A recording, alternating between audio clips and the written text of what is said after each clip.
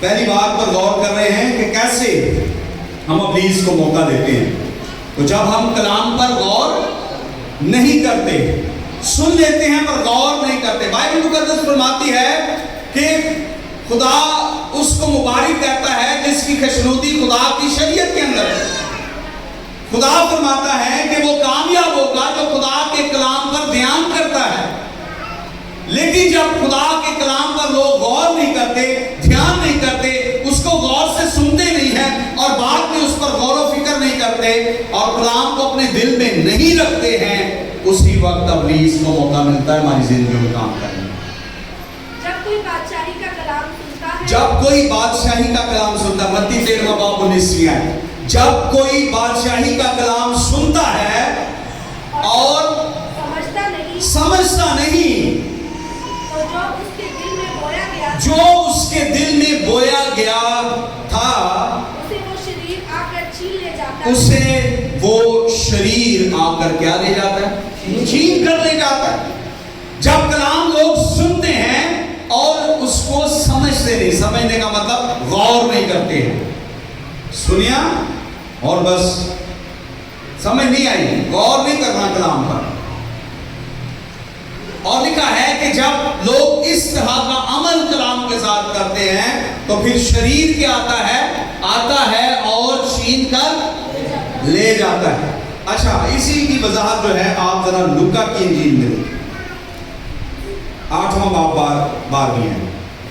لوکا 8 اور اس کی 12ویں آیت میں یسوع مسیح نے اس کے بارے میں کیا فرمایا کہ جو راہ کے کنارے جو ہے بیج گرتا ہے، جو لوگ کلام کو صرف سنتے ہیں اور اس کو دل میں نہیں رکھتے، غور نہیں کرتے ان کے بارے میں. جی 12ویں آیت. راہ کے کنارے کے وہ ہیں، راہ کے کنارے کے وہ ہیں جنہوں نے صرف سنا ہے اور کلام پر کبھی غور نہیں کیا ہے.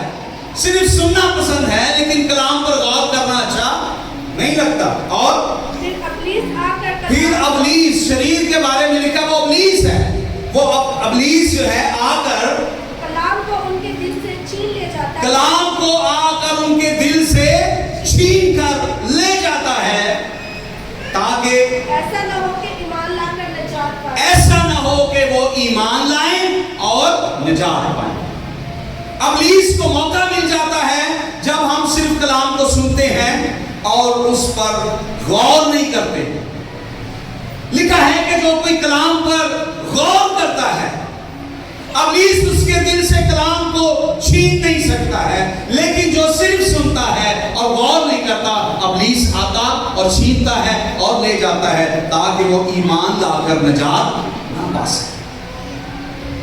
اور اگر ہم فلیپیوں کا خط اور اس کا 4 باب اور اس کی 8ویں آیت پڑھیں تو ذرا دیکھیں خدا کے کلام میں کیا لکھا ہے. فلیپیوں اور اس کا 4 باب اور اس کی 8ویں آیت لکھا ہے، غرض ہے بھائیو جتنی باتیں سچ ہیں، جتنی باتیں شرافت کی ہیں، جتنی باتیں واجب ہیں، جتنی باتیں پاک ہیں اور جتنی باتیں پسندیدہ ہیں اور جتنی باتیں دلکش ہیں، غرض جو نیکی اور تعریف کی باتیں ہیں ان پر غور کیا کرو. خدا کے کلام کی باتوں کے اوپر غور کیا کرو. جتنی باتیں نیکی اور خدا کے کلام کی ہیں، پسندیدہ ہیں، ان پر غور کیا کرو. کیونکہ ہم خدا کے کلام پر غور نہیں کرتے، اس لیے ابلیس کو موقع ملتا ہے، وہ ہمارے دلوں سے کلام کو لے کر چلے جاتا ہے تاکہ ہم ایمان لا کر نجات نہ پائیں.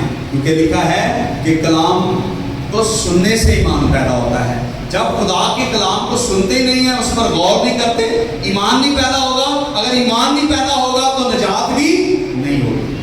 اس لیے ابلیس چاہتا ہے کہ ہم نجات نہ پائیں یا ہم ایمان نہ لے آئیں. وہ کلام کو سننے ہی نہیں دیتا، وہ کلام پر غور ہی نہیں کرنے دیتا. اور جب ہم خدا کے کلام پر غور نہیں کرتے پھر اس کو موقع ملتا ہے اور پھر وہ ہماری زندگیوں کے اندر کام کرتا ہے.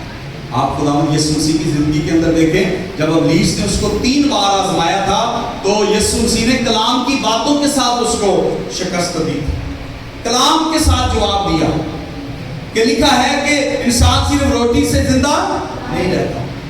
لکھا ہے کہ صرف تو اس کی عبادت کر، اور لکھا ہے کہ تو اپنے خداوند کی آزمائش اور باتیں نہیں خداوند یسوع مسیح نے کہی. کوئی اور فلسفہ نہیں کھول کے بیٹھ گیا تھا، کوئی بحث مباحثہ نہیں سٹارٹ کر دیا. کوئی آگ نہیں مانگی، بلکہ کلام کے ساتھ۔ جب ہم کلام پر غور کریں گے ابلیس کو موقع ہی نہیں ملے گا ہماری زندگیوں میں کام کرنے۔ ابلیس کو اس وقت موقع ملتا ہے جب ہم کلام پر غور نہیں کرتے۔ لکھا ہے کہ جب ہم غور نہیں کرتے، سمجھتے نہیں ہیں، تو وہ شریر آتا ہے اور چرا کر لے جاتا ہے۔